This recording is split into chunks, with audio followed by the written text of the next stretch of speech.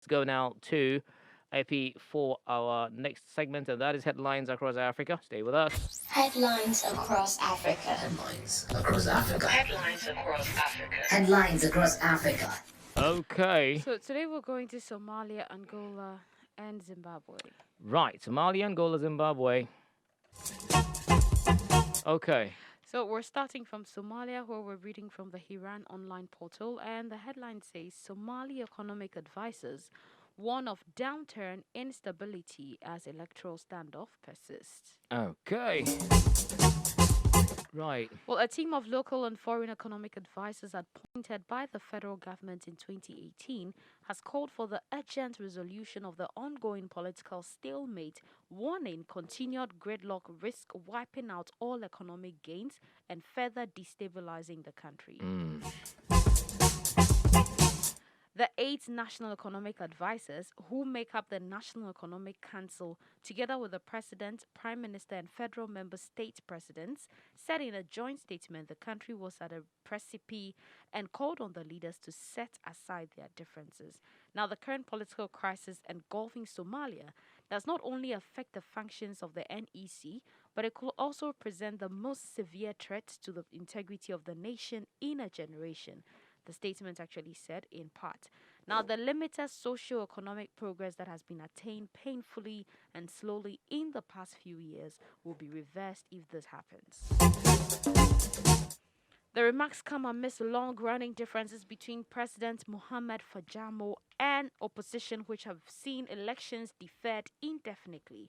Now, Farmajo is today meeting the FMS leaders in Mogadishu for the second round of preliminary talks.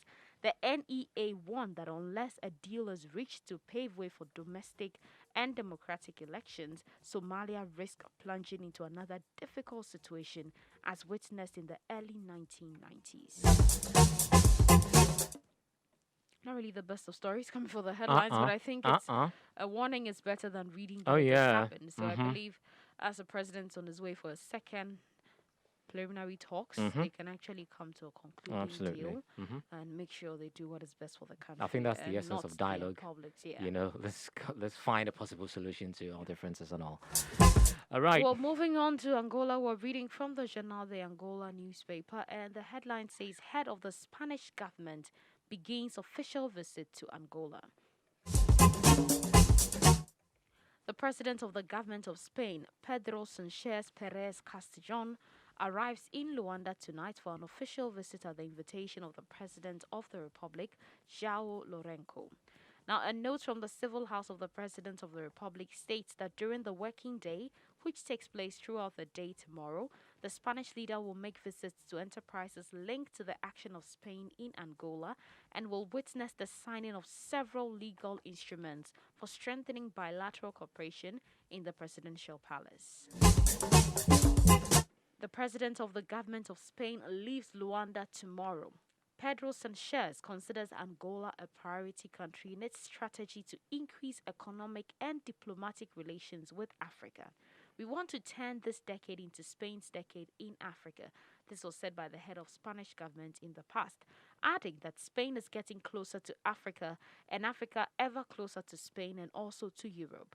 Now, at the time Sanchez presented the Focus Africa 2023 plan, which he hopes will mark a turning point in relations of all kinds with the African continent, in order to achieve a new strategic partnership in which Madrid can lead the European Union's action with this part of the world. Luanda is the first leg of a short trip to Africa, which will also take Pedro Sanchez to Senegal on Friday.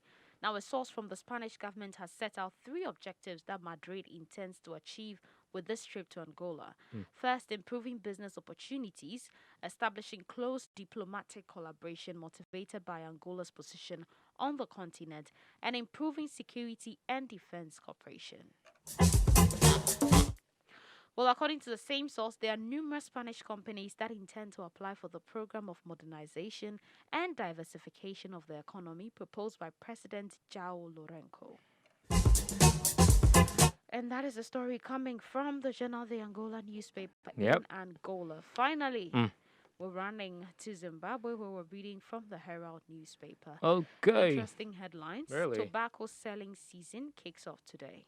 Okay. Let's hear The more about it. 2021 tobacco selling season has officially begun with the first bale fetching 4,000 US dollars per 30 kilogram. Nah, it's actually $4,030 per kilogram. Per kilogram. And Okay. last year, the bale was auctioned at $4 per kilogram.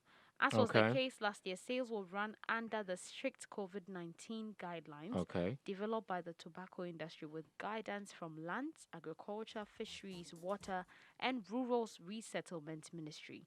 Now, the Lands, Agriculture, Fisheries, Water, and Rural Resettlement Minister, Dr. Anxios Masuka, presided over the official opening, which was also attended by his deputy Douglas Karoro, Tobacco Industry and Marketing Board Chairman Pat Devenish, and CEO Dr. Andrew Matibiri, Tobacco Research Board Chief Executive Dr. Dalia Garwe, farmers' unions, and farmers, among others.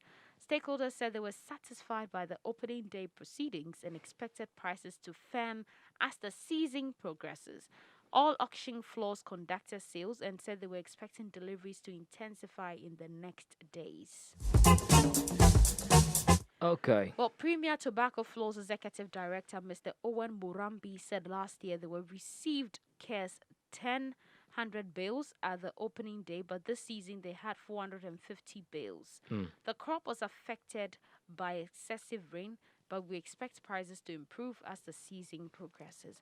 We've implemented all the COVID-19 regulations, Yeah. and Boca Tobacco Floors Managing Director, Okay. Mrs. Chido Nyakudwa, said she was happy with the prices on the first day. Right. Okay. Well, that's a story coming from the Herald newspaper in Zimbabwe, and that's all we have for headlines across Africa. For headlines across Africa. Thank you, Epi. Log on to africaglobalradio.com. More news from across the continent of Africa right here.